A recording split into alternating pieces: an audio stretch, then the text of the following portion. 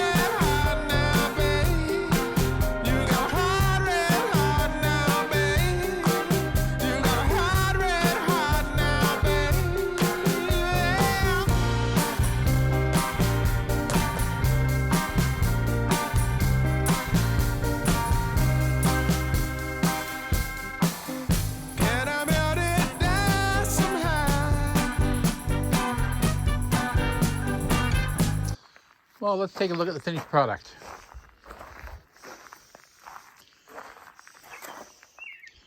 There it is. I'm not a professional. I don't profess to be a professional. But I do think that looks pretty good. So a couple of tips I'd like to point out. Tip number 1. Always make sure that your framing is level. If your framing is not level, the whole thing is going to be a mess. Get your framing level. It's level on all angles. Make sure that it's level. Because once the cement pad is done, and you put a shed on there, you don't want your shed sitting like this. You want it sitting perfectly flat. If it's not level at all, maybe have it a slight tip forward so you have a little bit of water runoff. That way the water is not running back to the house. But for the most part, you want to have it level.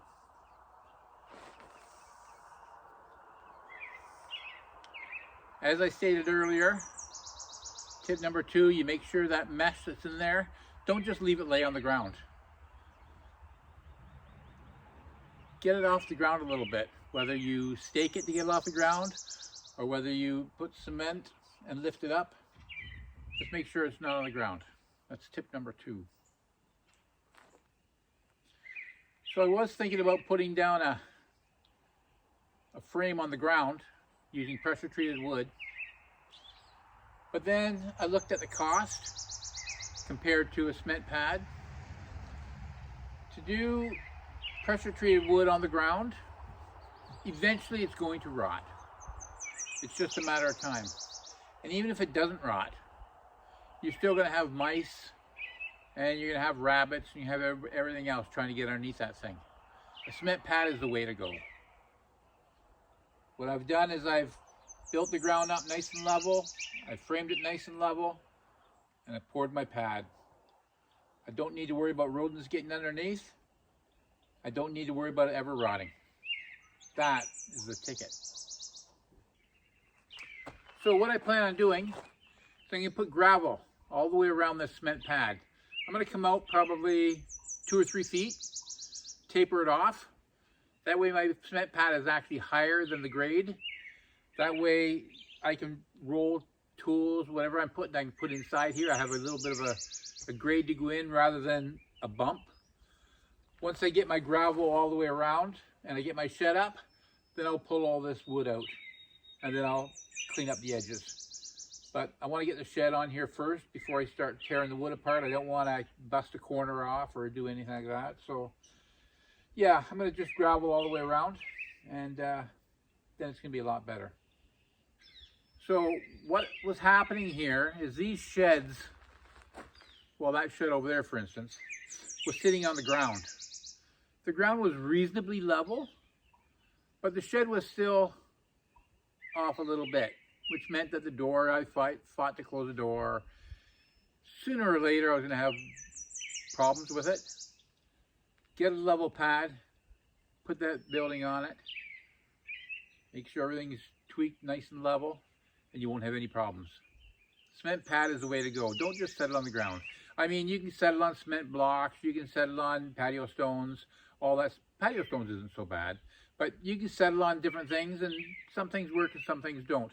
A cement pad, it's 100% gonna work. So that's why I chose to do that. The advantage to putting your shed on a cement pad, or even on pressure treated wood, the advantage is you get it off the ground. The thing is, once winter comes, depending on where you live, once winter comes and you try to open those doors and it's sitting on the ground, you're always clearing the snow in front.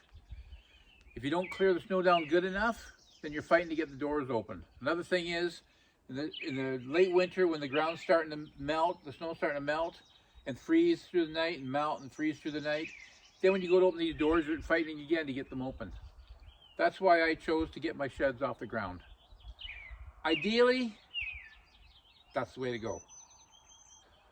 When you're making a cement pad, don't cheap out on the thickness. I framed this with 2x4s, and then I dug in a little bit extra along the edges of the 2x4, so it's actually, I get the cement down a little bit further. A 2x4 isn't really 2x4, it's actually 1.5 by 3.5. So I've got 3.5 inch wood all the way around. I dug down a little bit, so I got like 4 inches of cement. So across here, I've got between 3.5 and 4 inches of cement. That's your minimum. You need to have 3.5 inches of cement. If you have any less than 3.5 inches of cement, down the road you will have problems.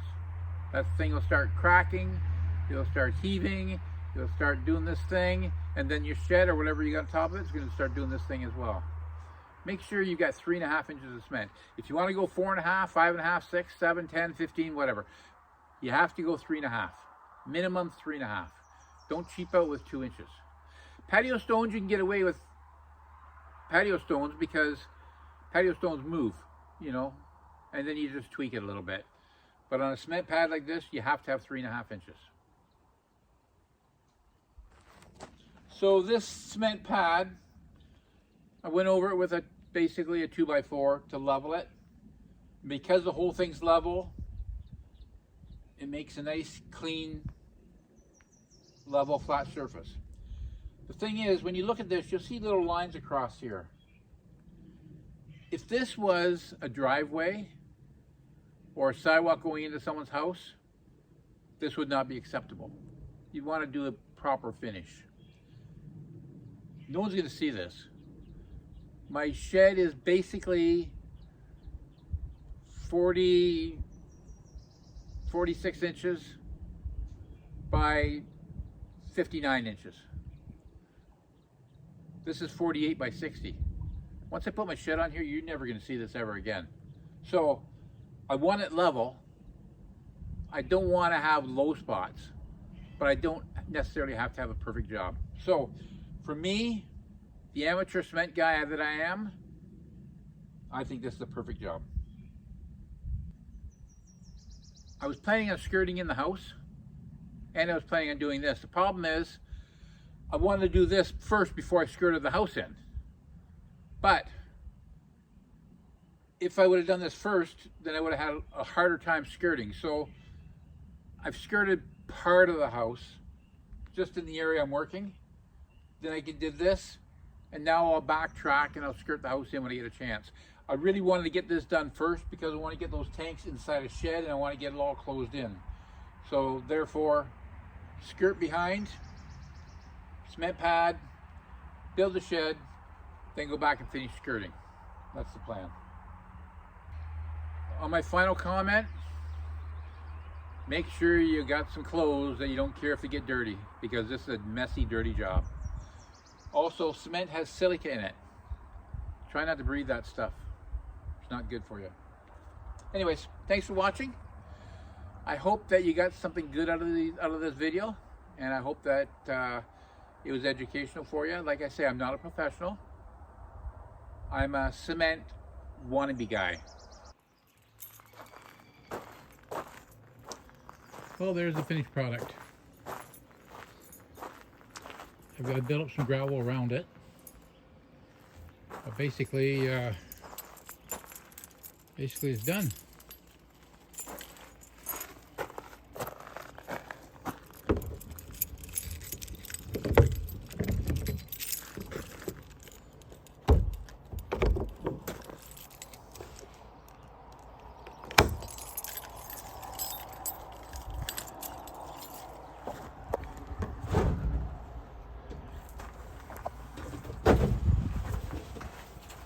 And there she is. Got my propane tanks inside. And